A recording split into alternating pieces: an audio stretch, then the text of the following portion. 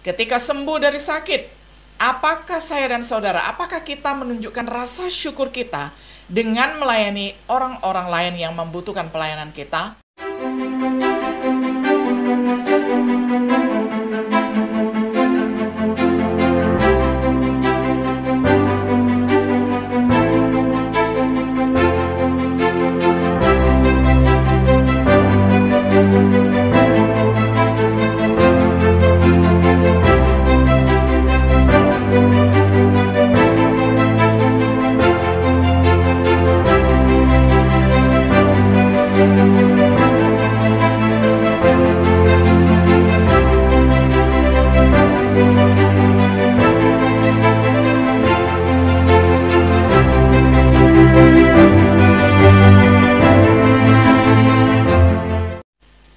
Shalom, sahabat Biblika yang dikasih oleh Tuhan. Sungguh senang kita dapat berjumpa kembali di dalam acara Renungan Sahabat Biblika. Pada hari ini kita tiba pada episode yang ke-9 di dalam serial perenungan kitab Markus dengan tema Di Rumah Simon dan Andreas. Saya akan bacakan untuk kita semuanya firman Tuhan dari Injil Markus 1 ayat 29 sampai 39. Waktu Yesus dan keempat muridnya keluar dari rumah pertemuan itu, mereka langsung masuk ke rumah Petrus dan Andreas. Yakobus dan Yohanes juga ikut. Dan ketika mereka masuk, ada orang yang memberitahukan kepada Yesus bahwa ibu mertuanya Petrus sedang terbaring di tempat tidur karena sakit demam. Maka Yesus datang kepadanya dan memegang tangannya, lalu membantunya untuk duduk. Pada waktu itu juga demamnya hilang. Lalu ibu itu bangun dan melayani mereka.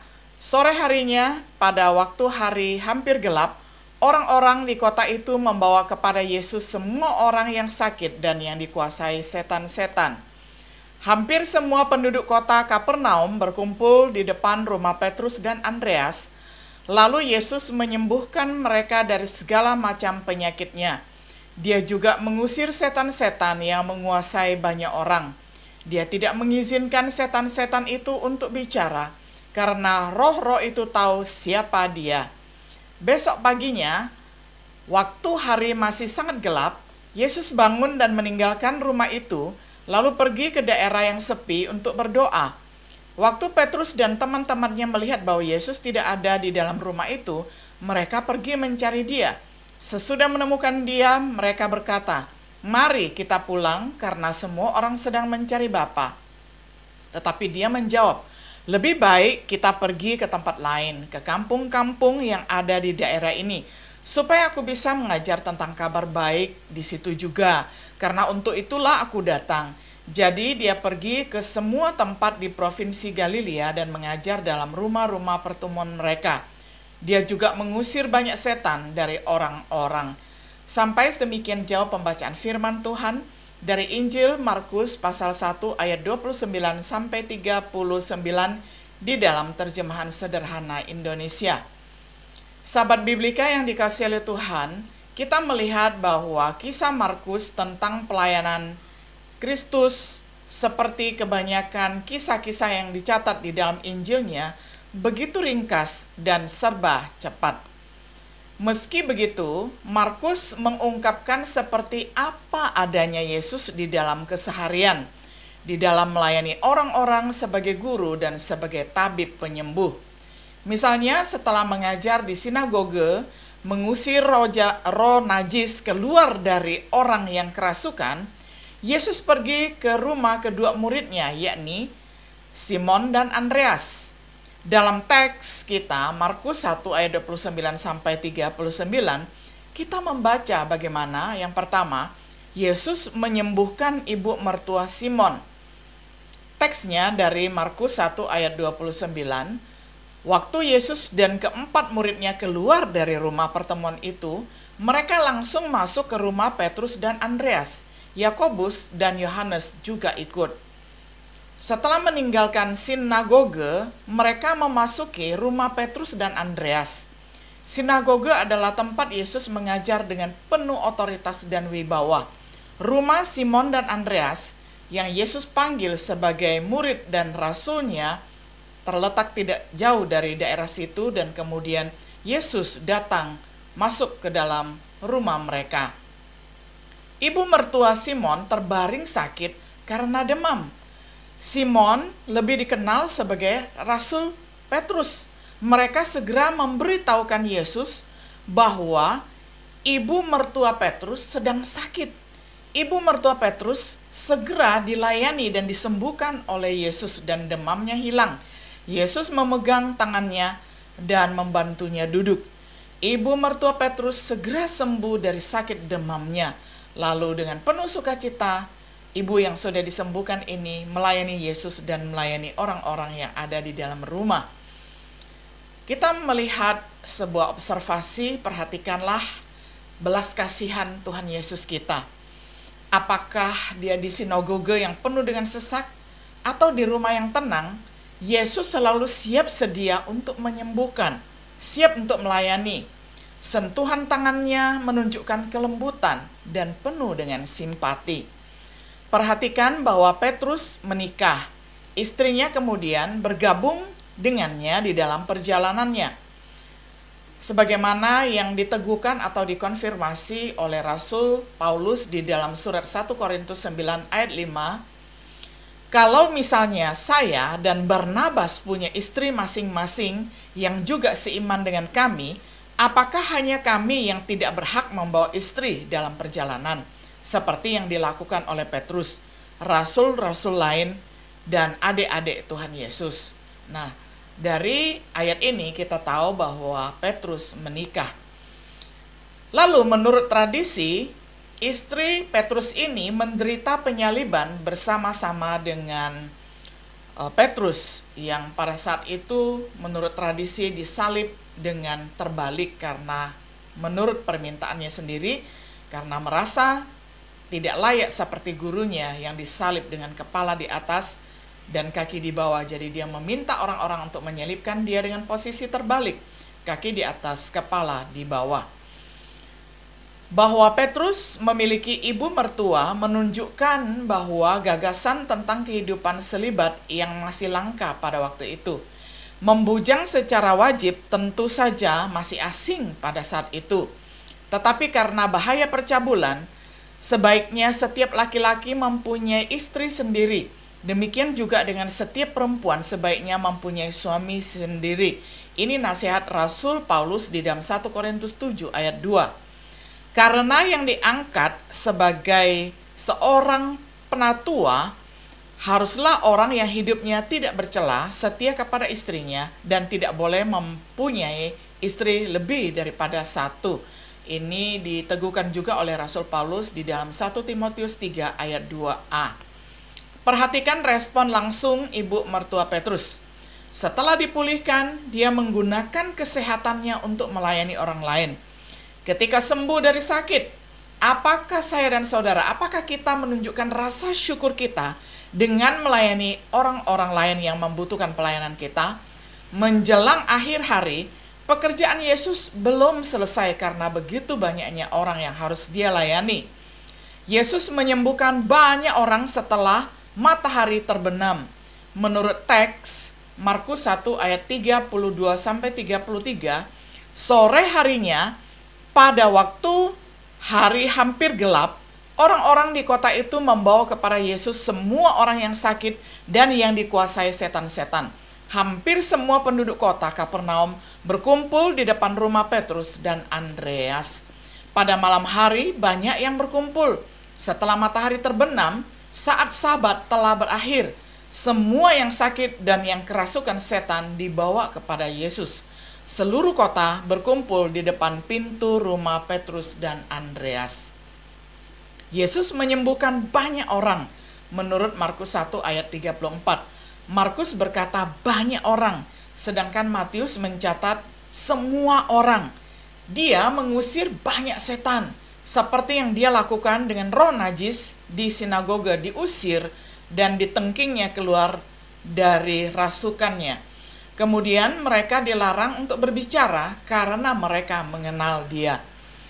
Observasi yang kita lihat di dalam bagian ini, Tentang catatan waktu, itu adalah di penghujung hari, artinya sudah sore menjelang malam, saat orang biasanya selesai bekerja. Namun Yesus menerima semua orang yang datang kepadanya. Perhatikan tanggapan orang-orang. Mereka bereaksi secara alamiah untuk mendengar seseorang yang benar-benar bisa menyembuhkan. Jika seseorang benar-benar dapat menyembuhkan seperti Yesus atau rasul-rasulnya, kerumunan tidak bisa dijauhkan. Kisah Para Rasul 5 ayat 14 sampai 16. Catatan keberhasilan penyembuhan, Yesus menyembuhkan semua orang yang datang kepadanya. Matius 8 ayat 16. Para rasul memiliki kesuksesan yang serupa. Bandingkan ini dengan apa yang disebut sebagai penginjilan ataupun penyembuhan ilahi pada zaman kita pada saat ini. Sering sekali itu dilakukan tidak sesuai dengan apa yang Yesus telah polakan. Yesus melakukan kesembuhan itu adalah bagian sekunder dari pelayanannya, karena yang paling utama adalah dia memberitakan tentang kerajaan Allah. Sedangkan pelayanan kesembuhan ilahi pada zaman kita ini itu justru adalah yang primer, karena biasanya itu yang paling ditonjolkan, itu yang paling digembar-gemborkan, sehingga Injil malah sering sekali tidak ditekankan ataupun diberitakan. Hal yang ketiga, Yesus menggunakan waktu untuk berdoa. Menurut teks di dalam Markus 1 ayat 35a, besok paginya waktu hari masih sangat gelap, Yesus bangun dan meninggalkan rumah itu lalu pergi ke daerah yang sepi untuk berdoa. Markus 1 ayat 35b. Observasi, perhatikan bahwa Yesus adalah seorang pendoa yang setia. Markus menyebutkan saat-saat lain Yesus juga berdoa selain di dalam ayat ini. Misalnya perhatikan di dalam Markus 6 ayat 46. Jika anak Allah perlu berdoa, apalagi kita hari ini ya, kita perlu memiliki persekutuan yang karib dengan Tuhan kita. Perhatikan bahwa Yesus lebih suka tempat menyendiri untuk berdoa. Lukas mengatakan itu adalah tempat yang sepi. Yesus kemudian pergi ke gunung. Dia mempersiapkan penyalibannya dengan berdoa di Taman Getsemani yang sangat tenang. Kita sebaiknya mencari tempat yang tenang juga untuk berdoa supaya kita dapat dengan leluasa berkomunikasi dengan Allah kita. Yang keempat, Yesus tetap benar dengan tujuannya. Perhatikan teks Markus 1 ayat 37. Simon dan yang lainnya mencari Yesus. Menemukannya, mereka menceritakan bagaimana setiap orang mencarinya. Lalu Yesus mengatakan bahwa tujuannya haruslah agar dia itu pergi dari kota ke kota, yakni ke kota-kota lain untuk berkhotbah ataupun mengabarkan Injil, seperti yang dia lakukan di seluruh Galilea, berkhotbah keliling di sinagoge dan mengusir setan.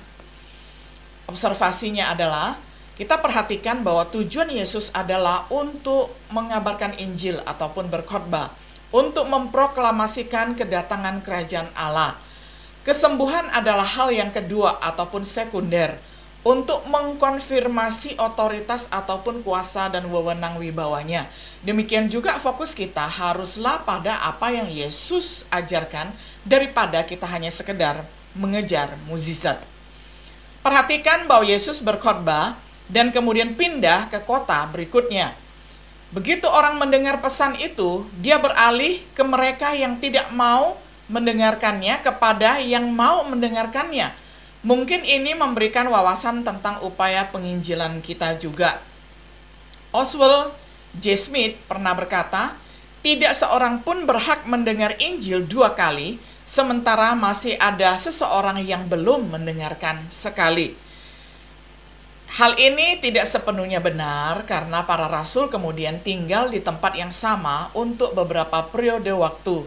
Jadi orang yang pernah mendengarkan Injil pun boleh mendengarkan ulang lagi.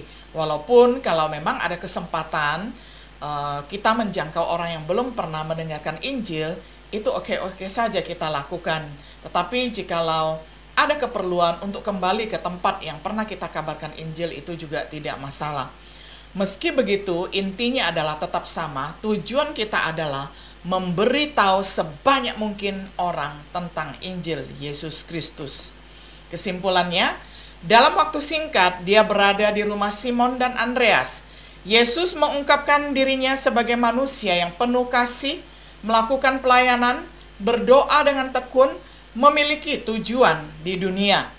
Sebagai murid Yesus, semoga kita juga menjadi orang-orang yang penuh dengan welas asih terhadap mereka yang sakit, bersedia melayani orang lain sesuai dengan kemampuan karunia talenta kita.